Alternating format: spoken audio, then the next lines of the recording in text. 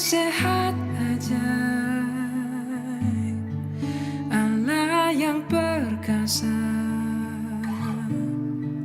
Bapa yang kekal, Raja damai. Sambutlah Dia, Yesus Tuhan, Juru Selamat dunia.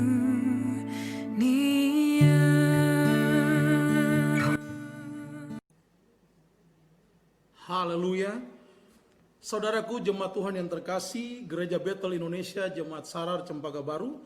Hari ini kita merenungkan kebenaran firman Tuhan dengan tema makna kelahiran Kristus bagi keluarga Kristiani. Dan yang menjadi landasan untuk kita merenungkan akan kebenaran firman Tuhan di dalam Perjanjian Lama, di dalam kitab Yesaya pasalnya ke-9 ayatnya yang ke-5.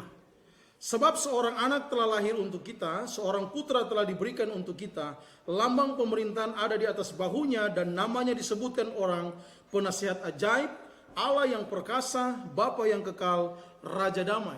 Bapak Ibu yang diberkati Tuhan, di dalam pembacaan konteks firman Tuhan, ayat ini menubuatkan tentang kelahiran Yesus Kristus atau kelahiran Mesias. Dan kelahiran Kristus bukan hanya sekedar cerita, kelahiran Kristus bukan hanya mitos atau dongeng-dongeng, tetapi kelahiran Kristus itu jelas, nyata, dan ada tertulis di dalam Alkitab. Dan itu telah dinubuatkan, bahkan dinubuatkan pertama juga di dalam kitab Mika 5 ayat 1. Hai Bethlehem, yang terkecil di antaramu akan lahir seorang pemimpin. Dan Bapak Ibu diberkati Tuhan, itu pun yang dikutip kembali di dalam Perjanjian Baru dalam kitab Matius 2 ayat 6 dan Yohanes 7 ayat 42. Dan pada pembacaan kita saat ini dalam Yesaya 9 ayat yang ke-6, bahwa kelahiran Yesus Kristus itu benar ada dan nyata. Oleh karena itu saudaraku yang diberkati Tuhan, bersyukurlah kita yang percaya kepada Tuhan Yesus Kristus, bahwa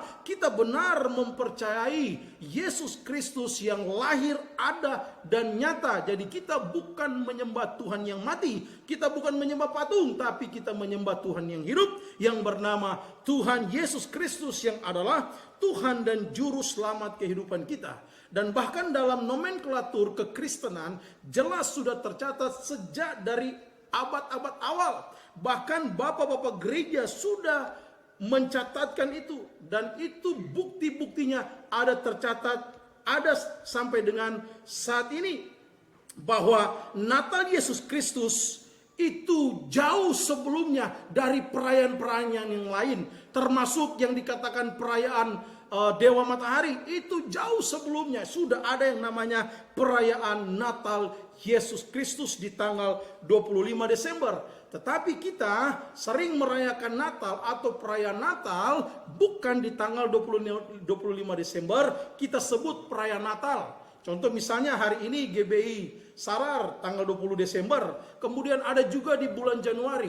Tetapi jelas bagi saya yang saya harus katakan kepada kita, bahwa kalau kita merayakan Natal atau beribadah di hari Natal, itu setiap tahunnya di tanggal 25 Desember. Dan menurut pembacaan kita ini, Yesaya mencatat ada 4 nama yang menandai tugas daripada Kristus Yesus selaku Mesias. Yang pertama adalah dia adalah penasihat yang ajaib. Yang kedua, dia adalah Allah yang perkasa. Yang ketiga, dia adalah Bapa yang kekal. Yang keempat, dialah Raja damai. Penasihat ajaib itu merupakan keajaiban adikodrati daripada Yesus Kristus. Kata wonderful dari bahasa aslinya kata pele. Ajaib itu hanya disematkan kepada Allah. Dia sebagai penasihat yang ajaib. Maka bersyukurlah kita memiliki penasihat yang ajaib, yang selalu kita dapatkan yang disebut dengan hikmat atau Sofia, dari atas turun ke bawah, itu kita dapatkan daripada Tuhan, sehingga kita bisa berhikmat ketika kita selalu datang kepadanya.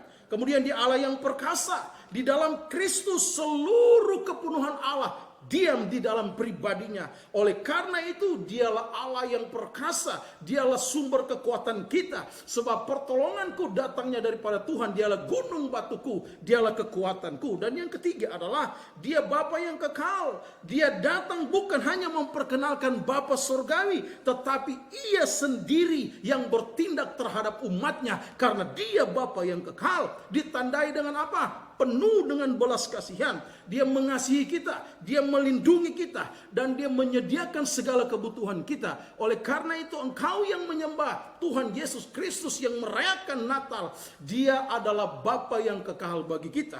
Dan kemudian dia adalah Raja Damai. Ini menandakan akan kerajaannya, pemerintahannya, yang akan membawa damai kepada kita, kepada umat manusia. Buktinya adalah melalui pembebasan dari dosa dan kematian kekal dari penghukuman dosa. Dia sudah menebus kita, kita menerima keselamatan. Dialah Raja Damai kita. Dan Bapak Ibu yang terkasih, makna kelahiran Kristus bagi keluarga Kristiani. Yang pertama adalah bahwa kelahiran Kristus bagi keluarga Kristiani itu menguduskan keluarga kita. Yang setuju katakan amin. Dia menguduskan kita.